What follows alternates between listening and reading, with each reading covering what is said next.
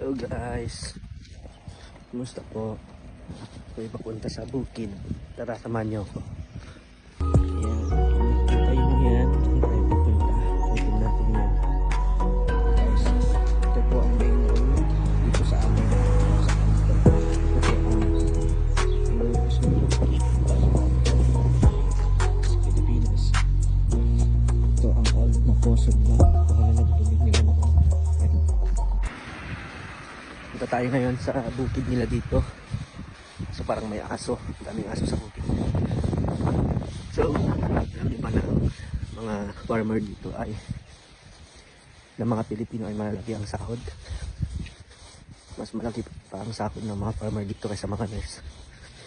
Kaya bahin natin ang mga farmer.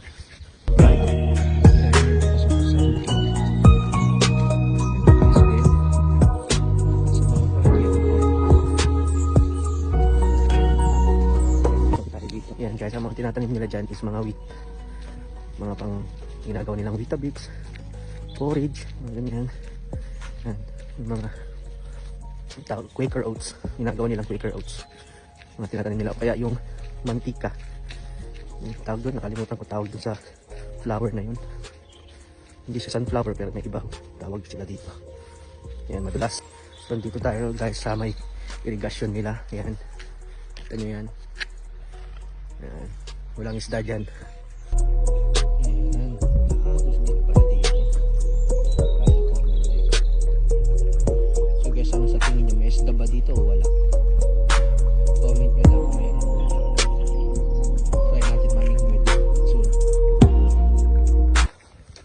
Ayan guys, ang mga farm nila walang tanim kasi naani na. Ayan. Ganda ng araw kaso malamig pa rin. Ayan, wala pang tanim. Ano lang yun. Hintay pa lang. So ayan. Tawag tayo po dito.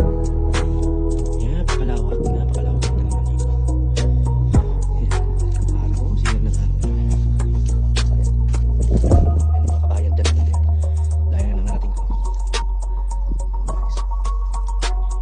Ayan, dyan sa part na yan, yan yung work ko. Ayan. Ayan. Yun o. Yung may puting bintana dyan. Yan ako nag-work. Nursing home yan. Tapos dito, puro bukid na.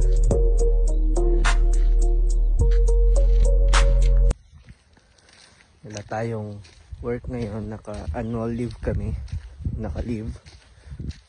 So, dito tayo ngayon. Lakad-lakad lang. Kaya samahan niyo ko guys. Yan.